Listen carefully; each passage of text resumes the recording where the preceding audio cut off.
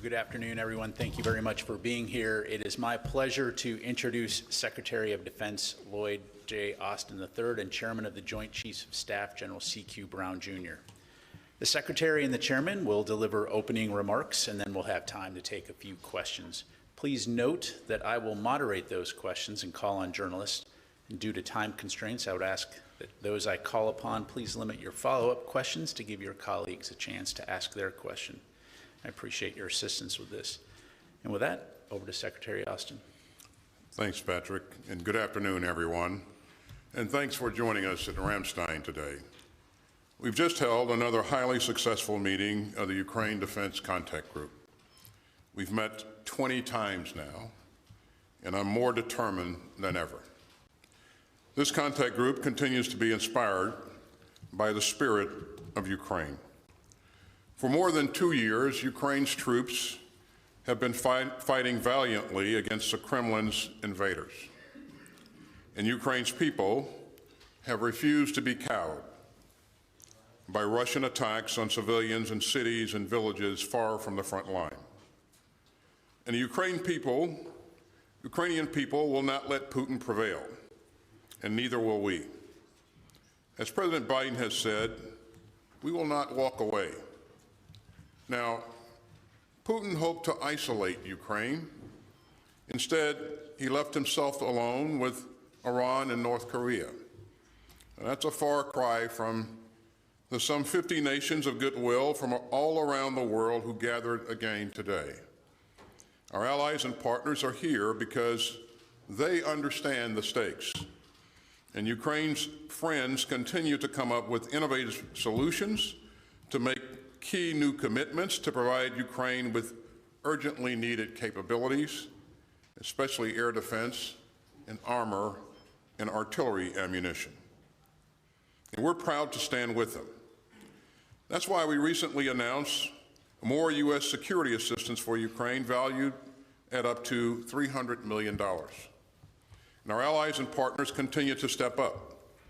The United States must also. Over nearly 2 years, this contact group has generated more than $88 billion in security assistance commitments for Ukraine. And that includes 15 U.S. allies who are committing more to Ukraine than us as a share of their GDP.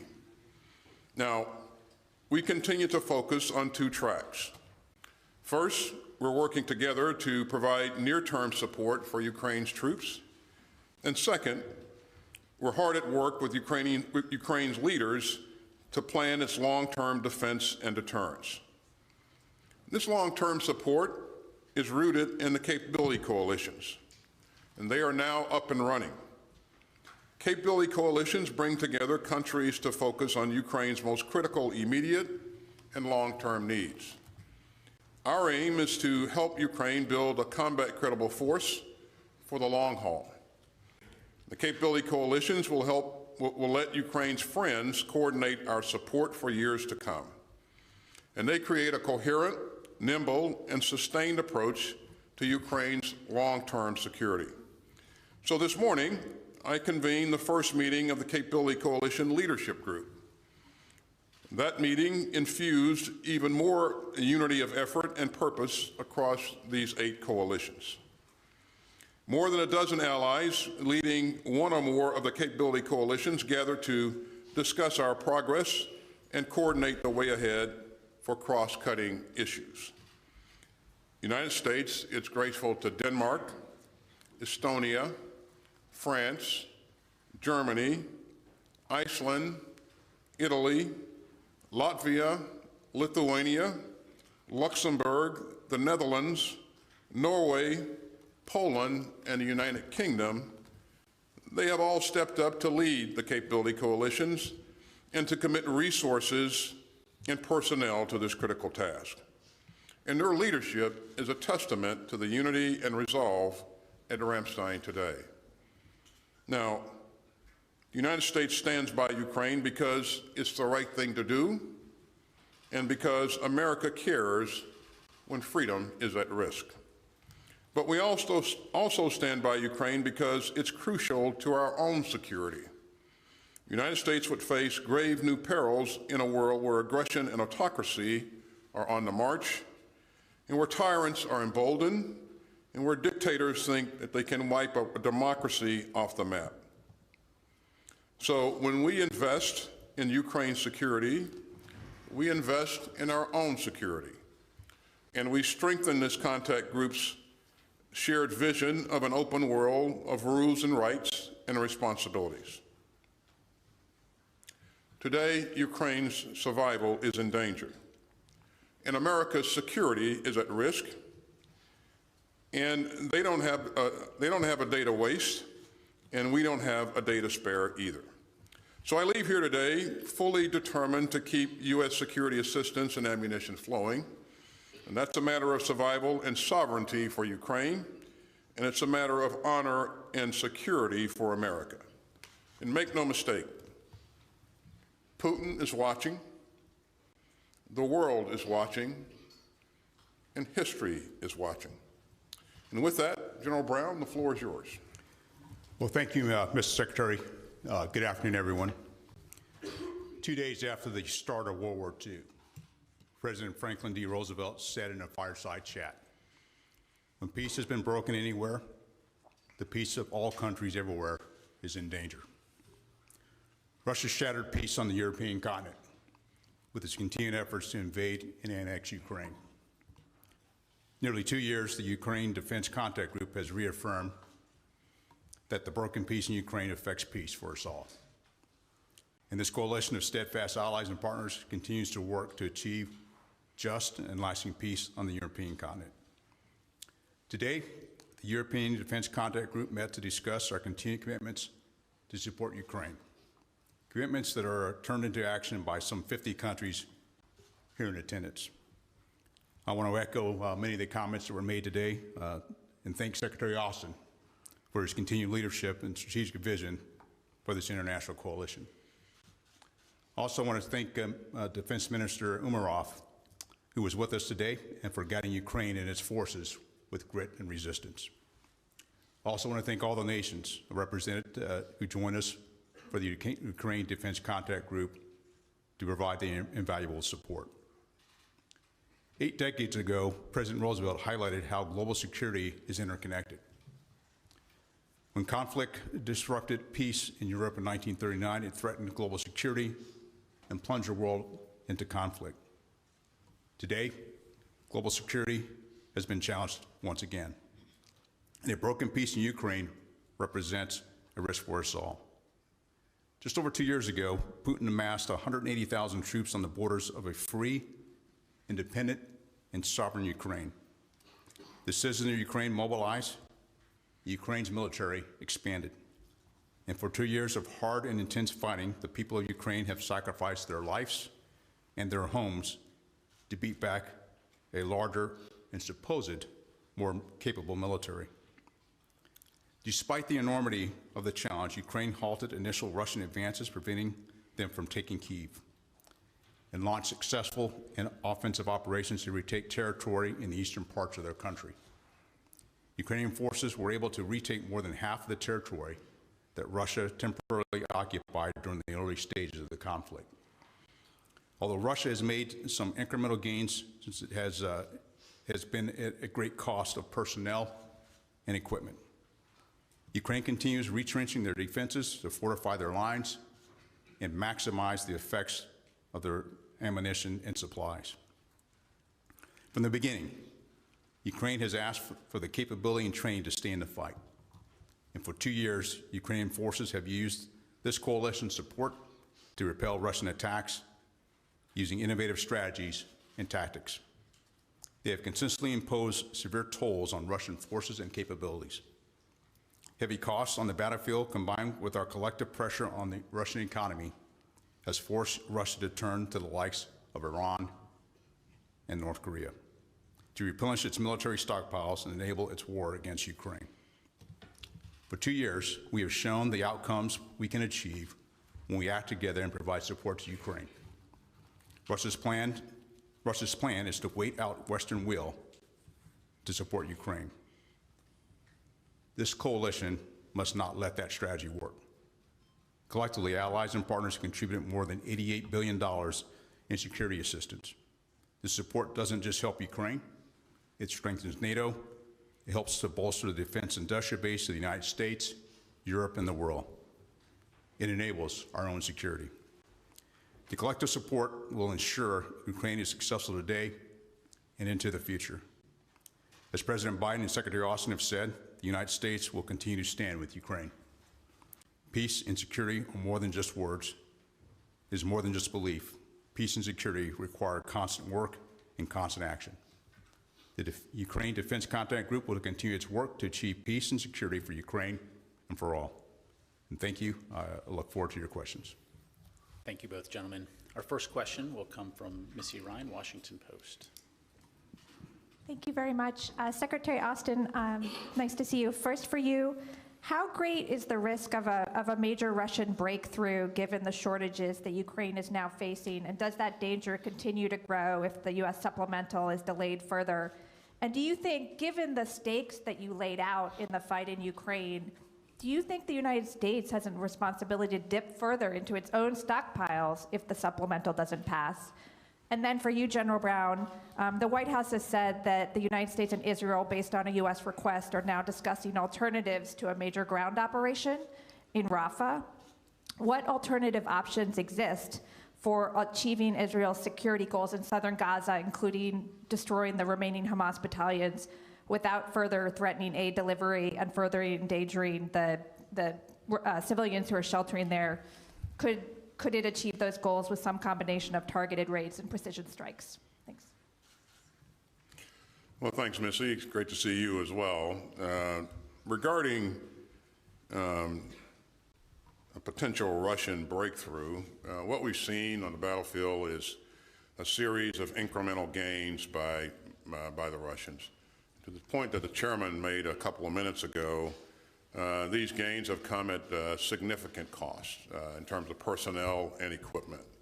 But nonetheless, you know, we have seen some incremental gains. And as I have engaged my counterparts and the Chief of Defense in Ukraine, they feel confident in their ability to continue to defend their sovereign territory and hold the line. Of course, they need munitions, they need support in order to be able to continue to do that. And of course, that's where the supplemental comes in, and we certainly would hope that we would see this supplemental get passed soon. You know, I continue to see broad support in both chambers of Congress for Ukraine, and so I'm optimistic that we will see some action moving forward, but again, this is a thing that you can't absolutely predict, and we'll continue to work closely with Congress and our international partners to ensure that Ukraine receives the support it needs. The thing I would like to highlight, Missy, is that the United States is not doing this alone. As you witnessed today, again, some 50 countries gathered for the 20th time to address security assistance for Ukraine. And in that meeting, I continue to hear unity and resolve and an effort to find a way to continue to provide that support. So we're seeing allies and partners step up, but the support from the United States of America, of course, is very, very important. Thanks, Missy, for the question. Having not seen the detailed plans that the Israelis might have for Rafah, it's hard for me to lay out an alternative. And even so, I wouldn't provide you specifics in this form, naturally. But one of the things that, as I've engaged with my counterpartners, we've engaged with the Israelis throughout, even shortly after 7 October. We've had experience in operating in urban environments in the Middle East. We continue to talk about how the lessons learned that we have without dictating to the Israelis on how to execute. At the same time, we also talk to them about how do we protect civilians. And I can say from personal experience, having led parts of the air campaign in the Defeat ISIS effort, our focus on how do you protect civilians and minimize any type of collateral damage is a continued conversation. And that'll be an aspect of the conversation that we will have with we continue to have with the Israelis as they ponder future operations. Thank you. Our next question will go to Uta Spangenberger, ARD. Hello. A question to both gentlemen. Are there plans to transfer the Ukraine Defense Contact Group into NATO structures? It would make things maybe easier, or just the other way around, more complicated? Thanks, Yuta. Good to see you again. The UDCG has been a very effective forum, as you know. Again, we met, this is the 20th meeting, and each of these meetings are well attended, and each of these meetings, again, our partners and allies come and express sustained support for Ukraine. Now, over time, Uta, we'll shift from focus on the current fight solely to more of a focus on building a longer-term capability for Ukraine. And you're already starting to see that with what we're doing with our capability coalitions. We have countries that have volunteered to lead these coalitions that are focused on the critical warfighting capabilities that Ukraine will need to be able to defend its sovereign territory and deter aggression in the future. And so we'll see that transition continue as we go forward. But for right now, we're focused on making sure that we can get Ukraine the security assistance that it needs to be successful today and in the near and midterm. So, Thank you. Next question will go to Nancy Youssef, Wall Street Journal. Thank you. Secretary Austin, in December, you warned that if Israel did not protect civilians in Gaza, it risks a tactical win, but strategic defeat. Since that time, we've seen tens of thousands of civilians in Gaza killed or wounded, and now they face potential famine. Has the U.S. considered withholding offensive weapons that Israel's asked for? And if not, why do you believe that the U.S. is right to build piers and conduct airdrops, but not leverage everything it can, including conditions on weapons, to open land routes and protect civilians? General Brown, in light of Niger's announcement that it will end its military relationship with the United States, are U.S. forces leaving? If so, when and how would that impact the U.S. counterterrorism operations in the region? Thank you. thanks, Nancy. To take us back to where this started, on October 7th, Hamas launched a brutal attack against Israel and killed 1,200 Israelis and took 200 Israelis hostage. And 100 of those hostages are still held by Hamas. And so we acknowledge from the very beginning that Israel has a fundamental right to be able to defend itself. And so we're going to continue to support them as they try to do that and ensure that they have what they need to defend their people. But we also recognize the importance of ensuring that people remain safe in Gaza. And the two things aren't mutually exclusive. You know, you can conduct operations to defend your sovereign territory, you can and protect your people, but by the same token, protect civilians in the battle space and provide humanitarian assistance to those people that are in need in the space as well. And we continue to encourage the Israeli leadership to do just that, to make sure that they're doing everything possible to get increasing amounts of humanitarian assistance into Gaza. And we are doing everything that we can do to help as well. You've seen us do airdrops, and certainly if we can increase the volume of humanitarian assistance by providing an option, a maritime option, that makes a lot of sense. We could, you know, maybe increase the amount of meals that are provided on a daily basis by some 2 million meals, that's material, that's substantial. And so, you know, we will continue to do that. Israel has a right to defend itself, but they also, there's also a need to protect the civilians in the battle space. And again, the two things aren't mutually exclusive. Nancy, thanks for the question. As you saw over the course of the weekend, there was some announcements from Niger about our relationship. But even since then, there's been some mixed signals that we received. And so if a decision is made to depart, we make plans, as you might imagine. We always make plans for different contingencies. And so we will continue to make plans and prepare whether we stay or depart. What I would tell you just on the impact of our counterterrorism, since the events in July, that has impacted our ability to support our counterterrorism.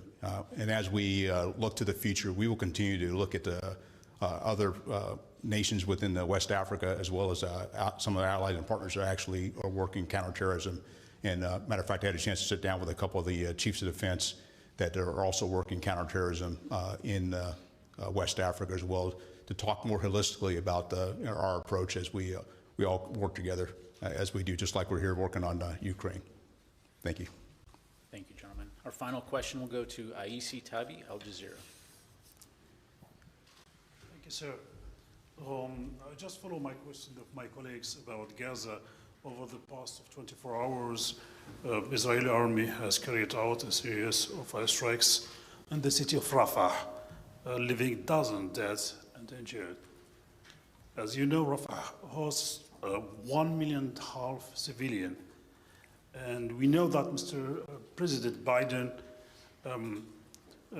urged Israeli Prime Minister Benjamin Netanyahu not to launch an attack on Rafah, but the attack is going on. My question to you, sir, what your position now in this military Israeli operation on the ground right now? Thank you, sir.